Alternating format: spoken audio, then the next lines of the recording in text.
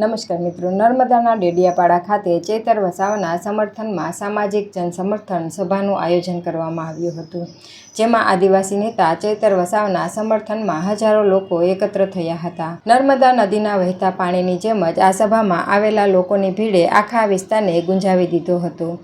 સવારથી જ લોકોનું આગમન ચાલુ થઈ ગયું હતું અને બપોર સુધીમાં સ્થળ પર મોટી સંખ્યામાં લોકો એકઠા થઈ ગયા હતા. નોંધનીય છે કે રાજપીપળા સેશન્સ કોર્ટે ડેડિયાપાડાના ધારાસભ્ય ચૈતર વસાવા અને તેમના પત્ની સહિત 9 લોકોને ફોરેસ્ટ કર્મચારી પર હુમલાના કેસમાં દોષિત જાહેર કર્યા હતા અને તેમને 7 વર્ષની સજા સંભળાવી હતી.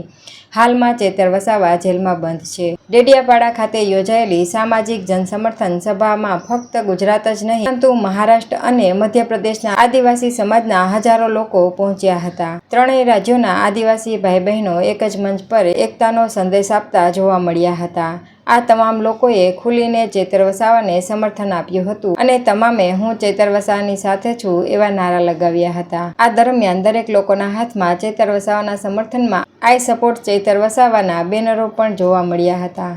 સૌથી મહત્વની વાત એ છે કે ડેડિયાપાડા ખાતે વરસાદ ચાલુ હોવા છતાં ગામે ગામથી બસો ભરીને તેમજ અન્ય વાહનો મારફતે મોટી સંખ્યામાં લોકો ડેડિયાપાડા સભા સ્થળે પહોંચ્યા હતા. સામાજિક જનસમર્થન સભામાં આમ આદમી પાર્ટીના પ્રદેશ પ્રમુખ ઈસુદાન ગઢવી, પ્રદેશ સંગઠન મહામંત્રી મનોજ સોરઠિયા, વિસાવદરના ધારાસભ્ય ગોપાલ ઇટાલિયા સહિત મોટી સંખ્યામાં આમ આદમી પાર્ટીના હોદ્દેદારો, નેતાઓ અને કાર્યકરો હાજર રહ્યા હતા. આ તમામ નેતાઓએ ખુલીને ચૈતર વસાવાનું સમર્થન કર્યું હતું અને સત્તાધારી પક્ષ અને ગુજરાત સરકાર પર આકરા પ્રહારો કર્યા હતા. અત્રે ઉલ્લેખનીય છે કે નર્મદા એડિશનલ સેશન્સ કોર્ટે વન વિભાગના કર્મચારીઓ પર હુમલો અને ધમકી આપવાના વર્ષ 2023ના ગંભીર કેસમાં ડેડિયાપાડાના આમ આદમી પાર્ટીના ધારાસભ્ય ચૈતર વસાવા અને તેમની પત્ની શકુંતલા વસાવા સહિત કુલ 9 આરોપીઓને 7 વર્ષની કેદની સજા ફટકારી છે. હાલમાં ચૈતર વસાવા વડોદરા સેન્ટ્રલ જેલમાં બંધ છે, ત્યારે આજે ચૈતર વસાવાના સમર્થનમાં સામાજિક સમર્થન સભા યોજાઈ હતી.